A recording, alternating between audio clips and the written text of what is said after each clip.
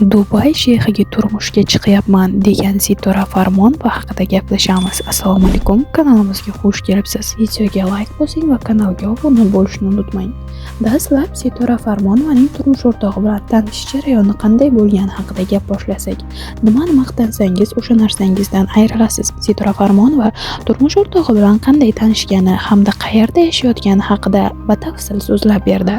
Aktrisa Sitora Farmonova Milliy telekanalining Ayol qalbi ko'rsatuviga bergan intervyusida shov-shuvli to'yi hamda turmush o'rtog'ini ommaga ko'rsatmasligiga nima sabab bo'layotgani haqida ochiqchasiga gapirdi. Turmush o'rtog'ingizni nima sababdan ommaga ko'rsatmadingiz? Shu paytgacha turmush qurgan san'at vakilining xoh u ayol bo'lsin, xoh erkak, umr yo'ldoshini ijtimoiy tarmoqlarda nimalar deb muhokama qilishmayapti. Men turmush o'rtog'imni shunaqa hurmat qilaman. Bu inson meni baxtli qilyapti, meni kaftida ko'tarib yuribdi. Meni turli fisq va fasodlar, shou biznes olami vakili bo'lishimga qaramay, o'zligimni sevib ardoqlagan insonni heyterlarga xafa qildirib qo'ygim kelmadi. Shuning uchun ularni ommaga ko'rsatmadim.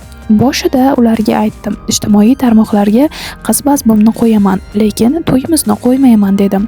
Ular menga xohishingiz dedilar. Nikoh to'yim Dubayda juda ham chiroyli tarzda o'tkazildi. Turmush o'rtog'im 5 yoshligida ular oilaviy Dubayga ko'chib ketishgan. Asosan u yerda yashashadi. Qarindosh, aka-uka, opa-singillari hammasi o'sha yerda. Shuning uchun ham to'yimiz aynan shu shaharda o'tkazildi.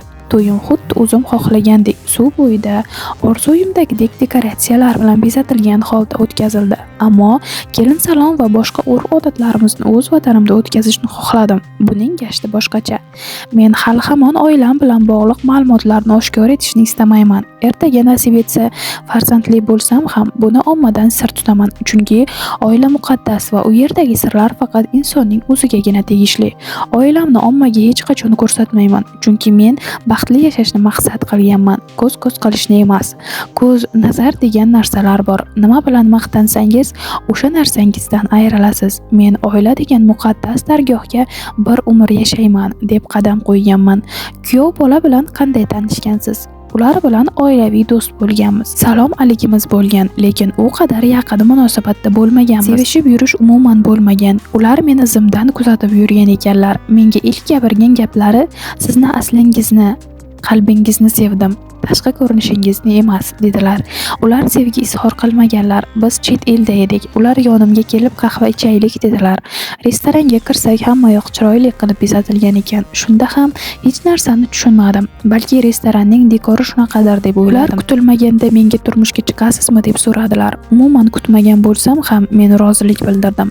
Chunki ularning qalblari go'zal inson ekanliklarini bilardim. Keyin otamdan mening qo'limni so'radilar. Otam esa mendan qo'rqqanlar. Qizim yo'q deb qolsachi deb o'ylaganlar. Keyin bular qizingizni rozi qildim deganlaridan so'ng rozilik bildirganlar. Shu bilan to'y muhokamasi boshlandi. To'y 12 noyabrda degan qaror qabul qilindi. Aktrisa turmush o'rtog'ining sohasi unikidan tubdan farq qilishi haqida ham to'xtalib o'tdi. Sohalari menikidan tubdan farq qiladi. Taniqli inson emaslar. Hozirda Toshkentda yashayapmiz. Men butun umr ota-onam bilan yashab o'rganib qolgan ekanman. Bir kunda 20 marta qo'ng'iroqlashamiz otam bilan, deydi aktrisa.